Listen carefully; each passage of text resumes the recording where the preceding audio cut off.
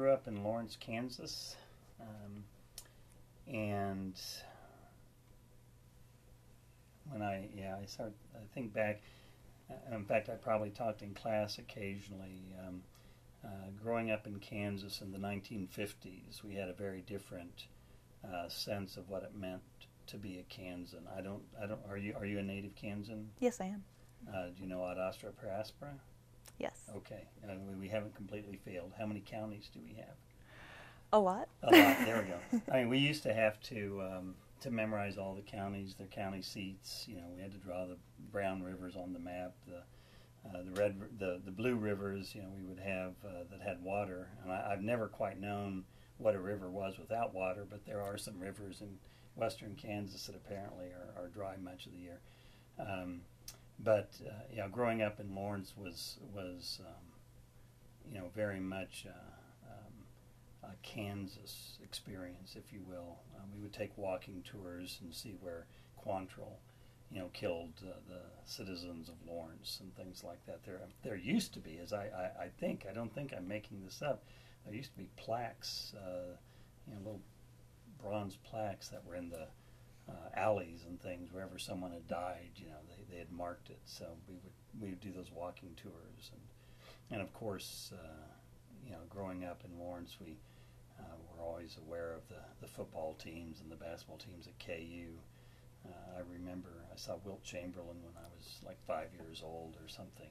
He walked by my father, and I thought my dad was a big man, and Wilt Chamberlain was just like this huge, just a giant. But Lawrence is home. So did you go to KU? Well, this is the part of the story that I should probably cut out now. Everybody that went to Lawrence High went to KU, almost. Actually, that's not true, but many of us did. I graduated in 1968, and so I went to KU during those great years of revolution and turmoil. So I went for 3 semesters, I think, before I flunked out of KU, trying to save humanity, and finding out all too late that humanity had no interest in my saving it, actually. I was there in 68, 69, and I remember the presidential elections, I guess, that when Bobby Kennedy spoke at KU. I remember going to his speeches. Goldwater came to campus once, I think. Rockefeller was there. McGovern was there, and there was a political climate, to Lawrence, Kansas, and to KU that was really both exciting and engaging.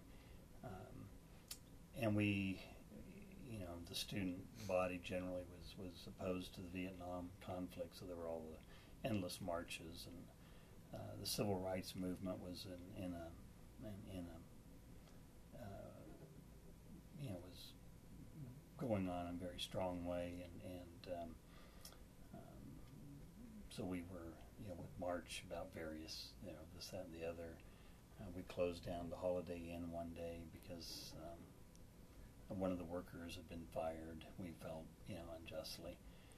And in fact, actually, it's hard to believe sometimes because with the Free State Hotel and all the, the Civil War, the way you study Lawrence, Kansas, and think of Kansas as a free state.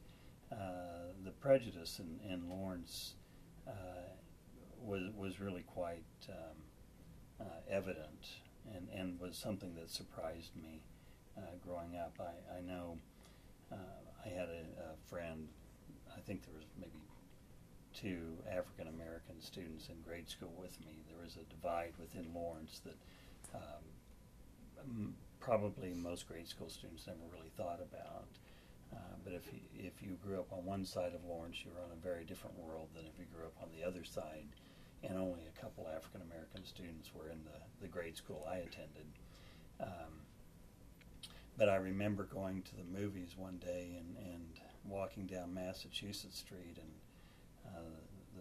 my friend said he had to go to the bathroom, and I said, well, there's one in the store right here, And he said, well, I can't use that one. I have to go. There's a bathroom up the other end of Main Street, Massachusetts, that I have to use. And I was maybe fifth grade or something. It was hard for me to really I didn't understand that. I was unaware at that time. So that, that sort of segregation was evident in Lawrence in a way that probably most people don't recall or wouldn't remember.